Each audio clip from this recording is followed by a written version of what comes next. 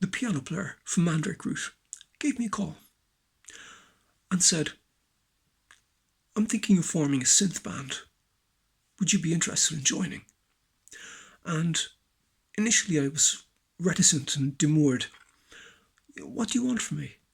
And he said we could do with some counterpoint, some counter melodies, some unison parts, some power chords, and some solos, and some harmony lines, and some delay lines. So we could do with a lot from you. And I was intrigued and smitten. So I decided to give it a go. So I went out to the rehearsal and we started playing, and the lads set up parallel to each other and I was in the middle, and it was kind of an uncompleted rectangle kind of thing. So anyway, music progressed and we developed some material, and anyway, we decided to have a cup of tea, and during the intermission, the tea break, I said, lads, the great name for the band is Voltaire. And they were intrigued by the pseudo-intellectual interjection and suggestion. But where that emanated from was that the Cabs were getting prodigious airplay on MTV at the time. And one of the songs, coincidentally, sounded kind of similar to the Cabs. So I made the suggestion and the lad said, that's excellent. And Stern's digression, if I may be permitted, I have a song called Supermodel. Supermodel is on the Chartreuse album. We're going to have it as a single soon. Basically, the music was similar, not as good, but similar to Supermodel. One thing that I would say is that Cillian Murphy's band, Sarah Days, they basically could have owned that mezzanine level between U2 and Fontaines DC. They were that good. They were really, really good.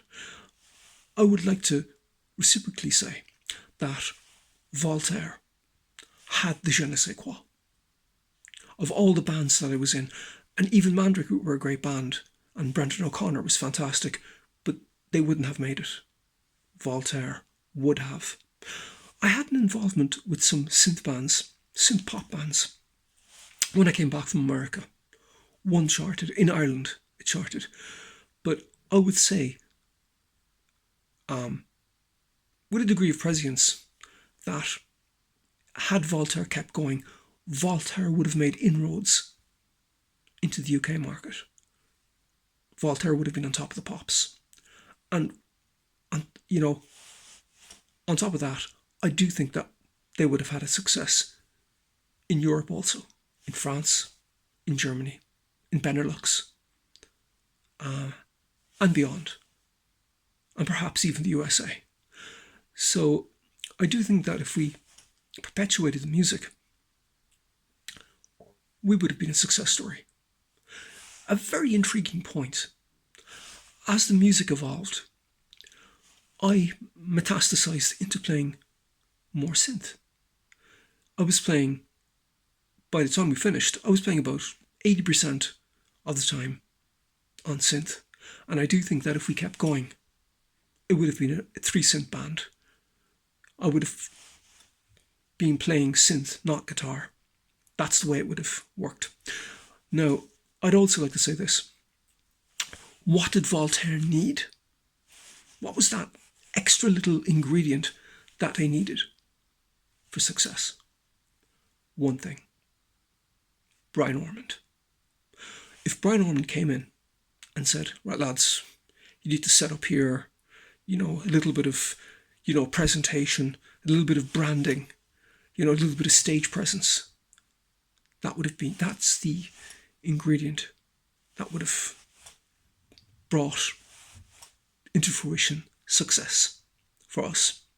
I definitely believe so. Obviously the band disbanded because, I was going to America, the lads were going to do high-end degrees. But had we stayed together, Voltaire would have been a band you would have been hearing about. And thank you for listening.